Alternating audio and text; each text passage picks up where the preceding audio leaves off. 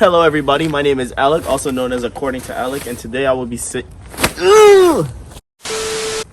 Hello everybody, my name is Alec, also known as According to Alec, and today I will be showing you guys my 2022 Honda Accord 2.0 Turbo Sport.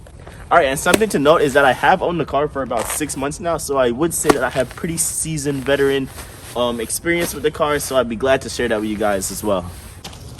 Alright, so starting off with the side of the car, I'll go ahead and start with the wheels. We get these 19-inch wheels off stock. I think there's one more variation of the wheels. However, I think these look great.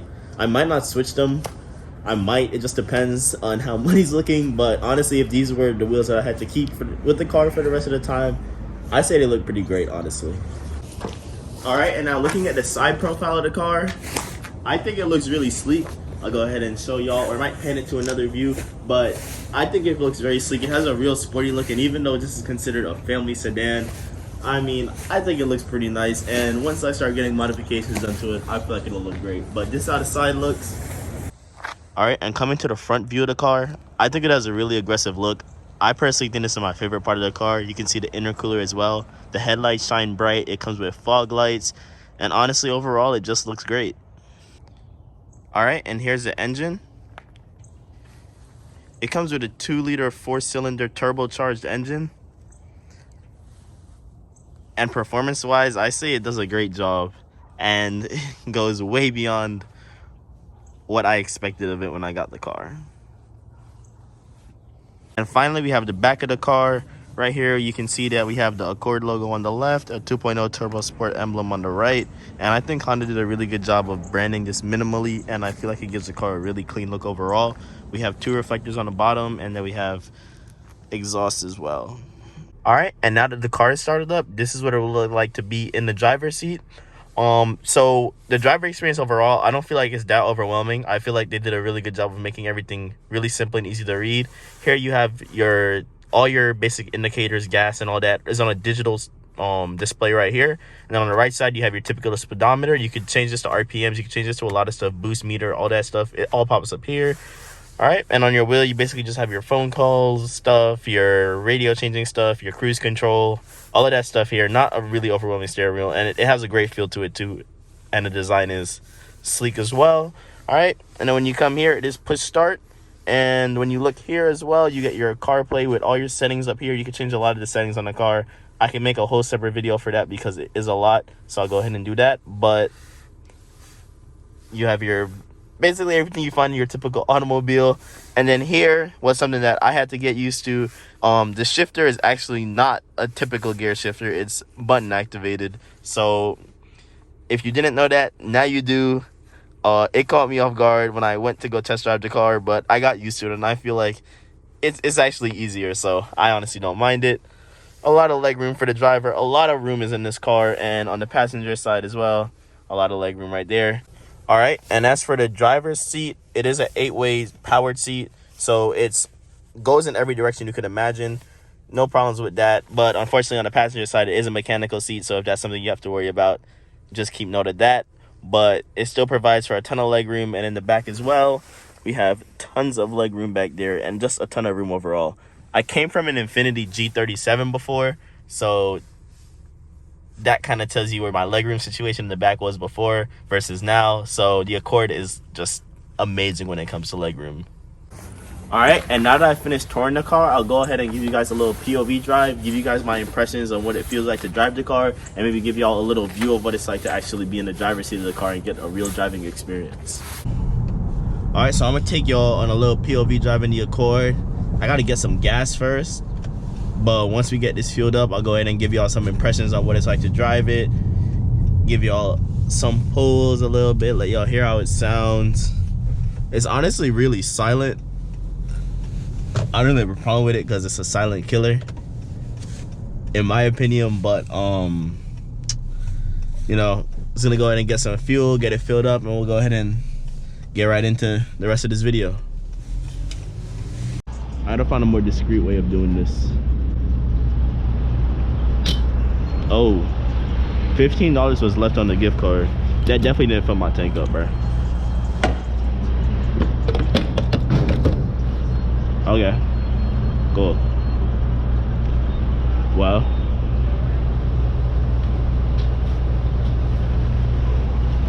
Honestly, it probably got the car close.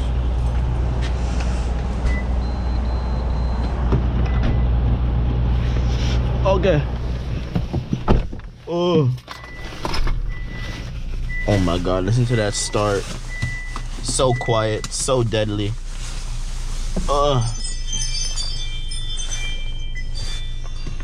Alright, how much do we have?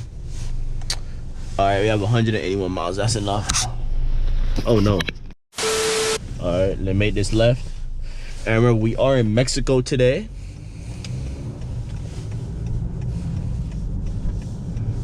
It's really nice. Really nice night. Really nice night.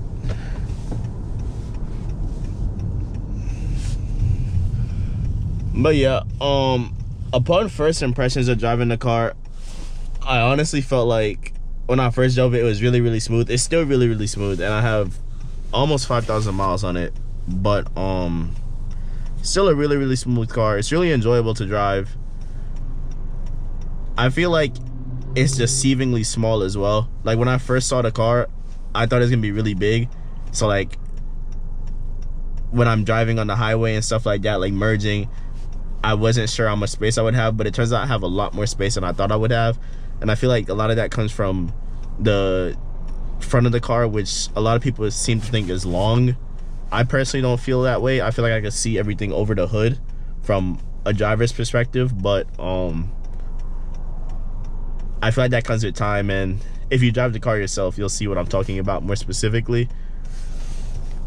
As for the driving modes, there is 3 driving modes. It's Econ, which I'm driving it in right now. I drive it in Econ a lot of the time. There's regular mode, and then there's sport mode. But like, I honestly don't see a huge difference between the regular mode and the Econ mode. So if like the Econ mode is supposedly saving me more gas, then that's the one I'm gonna drive it in.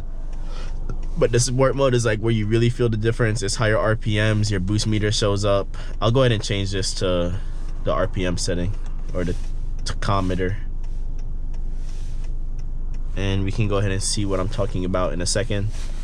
Take you up and down the highway real quick. I can't do any of those tests, like the crazy braking drills and all that stuff that a lot of people on YouTube do, and they just be wilding. So I'm gonna just give y'all how it is, show y'all what it's like to drive the car, and just give my opinions on it like I said.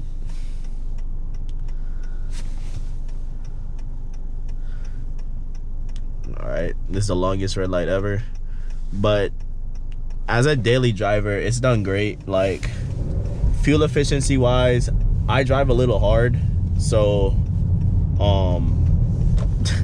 I average 22 driving pretty hard. So like if you're driving like normally at like a cruising speed, you could easily get like 36, 35, 36, like easily. And I also tend to be in the city a lot, so that also taints my miles per gallons. But like average, like everyday driving for me, I'm around 23, which I feel isn't that bad. I came from an Infiniti G37, a 2009 G37, so my fuel efficiency was terrible on that car, and the highways clogged. But the fuel efficiency was terrible on that car, so switching to this now, like, is honestly, it's a huge upgrade. But like I said, it is really, really, really silent.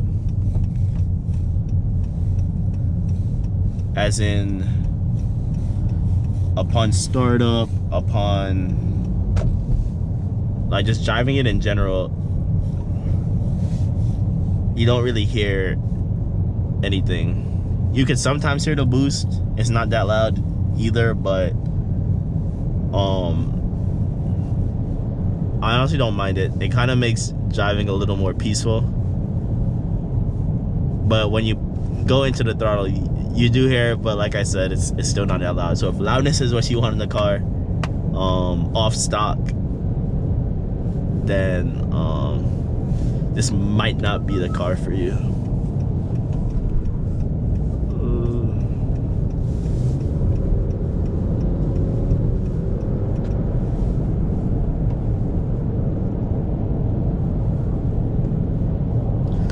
But yeah.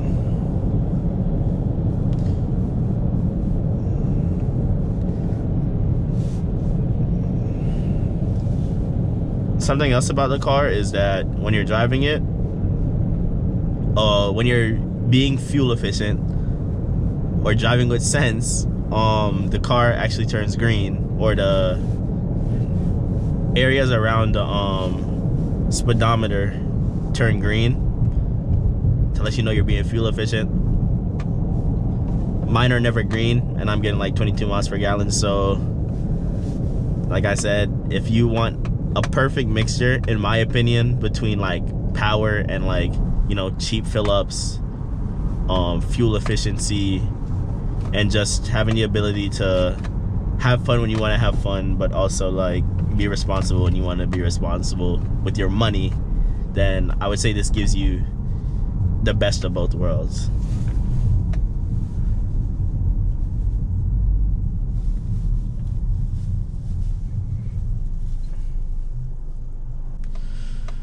Alright, we'll go ahead and turn onto a back road because the highway is full.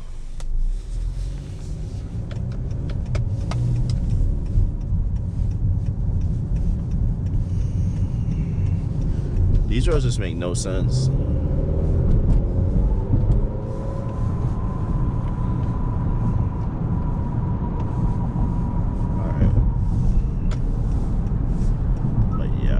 Go ahead and put it in sport mode. As you can see, when you put it in sport mode, your boost starts to show. Oh, if you're gonna, then decide when you want to merge before you merge. Don't wait until the last second to merge.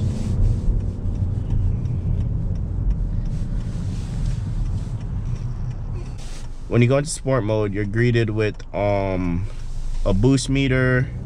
Your RPM shoot way up, and the throttle is a lot more sensitive. Like as soon as you lay into it, it just wants to take off. And I feel like you see a huge difference and really get to feel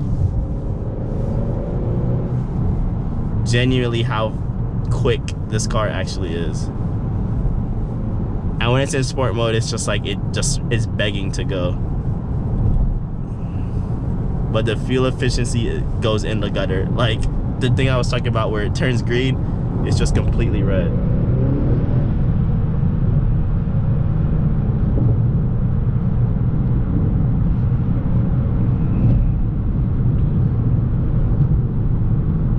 I'm probably abusing the throttle so bad.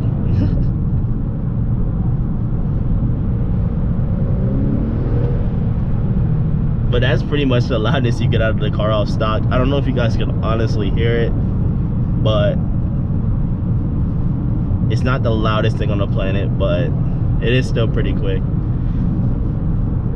Like 0 to 60, it is a front wheel drive car, so it's not gonna be the fastest from like 0 to 60, but off of a roll, it's extremely quick, and it just keeps gaining speed on the top end. So if you're worried about, you know, you're coming from a slower car getting into this, it does pick up speed easily. You don't have to worry about picking up speed. Like this has no problem in the hilly area. In hilly areas, it has absolutely no problem navigating them. However, something that, you know, would, you know, be a worry of people trying to get into this car, it would be, is it too powerful? Is it too quick? Because some people just don't want stuff that are that fast. So I would say honestly, like, it gives you the freedom of choice to decide, okay, I want my car to be pretty quick. Alright, so here I am the following day. The GoPro footage got messed up, so I didn't manage to catch the end of the video, which sucks. But basically all I said was that hope you guys enjoyed the video. I hope you know, you learned something new about the car, and I will be having a lot more content coming out. I am starting this YouTube journey, so hopefully I can, you know, keep churning out content on me making modifications to my car, events that I go through, and as I grow in the car community, hopefully. So again, thank y'all for watching. I appreciate it. Like, comment, subscribe, and I'll see y'all.